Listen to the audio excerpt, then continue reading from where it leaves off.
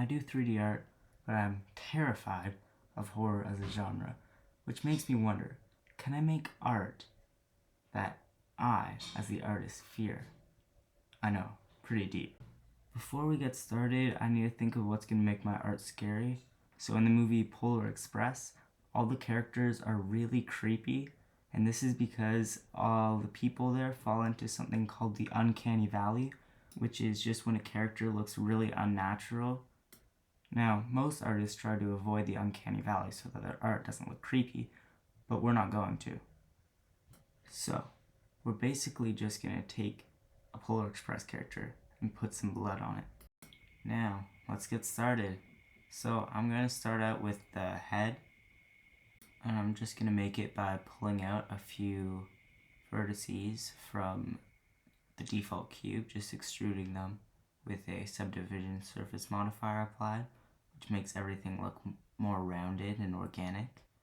And then I'm just going to fix everything that's wrong with it. I applied this exact same workflow for the rest of the body using loop cuts and extrusions until I got a really rough form.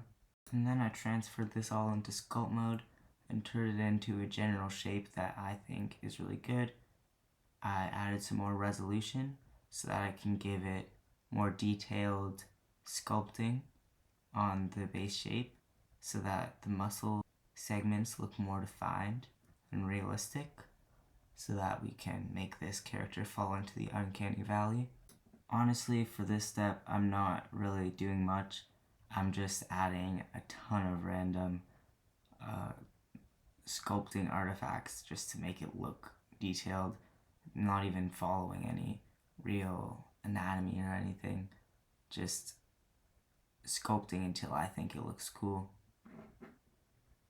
The weird bits in between his neck and his jawline, they're kind of unavoidable. See, I got those because of remesh feature in Blender, and that's essentially because those two vertices were extremely close, so Blender just added a face in between them, even though that's not what I wanted.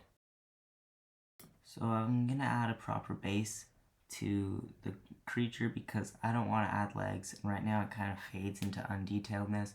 So I'm going to subtract this cube from the geometry of the mesh, and this ends up looking pretty good. I think it works.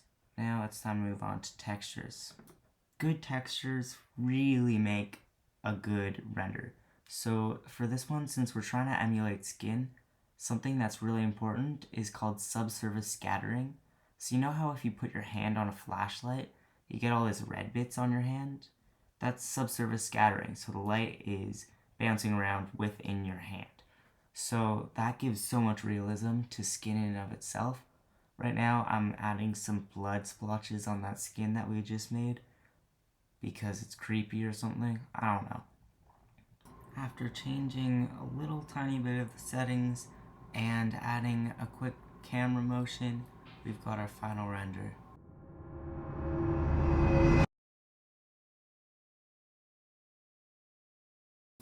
Overall, I think this turned out really well, especially since this was kind of a low effort video that I tried to film as fast as I could.